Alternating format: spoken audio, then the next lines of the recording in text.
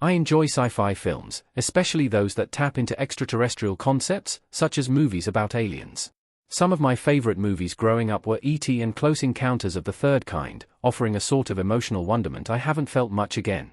While UFO-based movies of the 21st century, like Arrival, have offered some gripping, emotional stories, they haven't really been able to capture the whimsy and wonderment I felt watching the aforementioned 70s and 80s movies.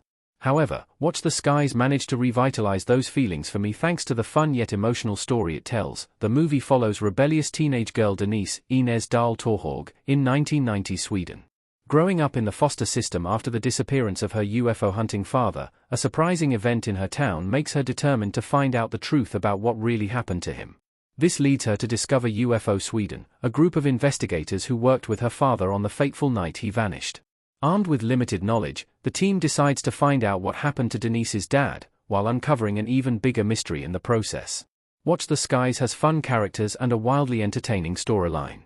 The movie stands apart from other UFO stories. Denise hiding behind bushes with binoculars in Watch the Skies. The standout element of Watch the Skies is its interesting characters, all of whom offer a unique perspective on both the investigation at hand, alongside the way they all approach ufology differently. It reminded me of the cast of Stranger Things to some extent, relying on 80s nostalgia by throwing back to family-friendly adventure films of the time. Torhog's Denise is, of course, a major standout, offering a youthful perspective that adds uniqueness to the investigation. She's an active character, despite not being as knowledgeable about UFOs as everyone else. However, the biggest emotional journey comes from her connection to Leonard, Jesper Barkselius, her father's old friend who had a major falling out with him before his disappearance. He also knew Denise in her youth, making their budding friendship a major element of the story. Their strong personalities balance out alongside the rest of the team, with the pair bouncing well off one another thanks to standout performances. The same can be said for everyone else in the film, from the rest of UFO Sweden to the surrounding characters who become embroiled in their investigation. The storyline itself is just as entertaining, bolstered by the characters involved.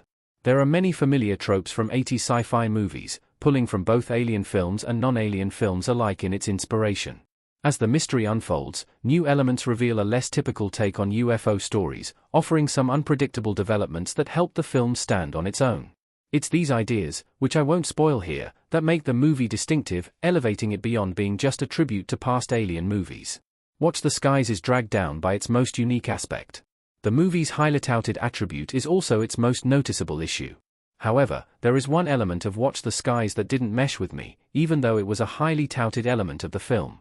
While watching, I noticed that many of the performances, while strong, were undercut by odd dialogue delivery. It wasn't until near the end of the first act that I started to realize the movie was, in fact, dubbed, and, to the movie's credit, it took me longer than usual to figure it out. I later learned this was done using the actors' voices and AI, crafted to create a more immersive dubbing experience. On the surface, this idea is an impressive way to utilize AI, keeping the original actors' voices in all renditions of the movie. But, in practice, the dubbing feels like a typical, middle-of-the-road dub.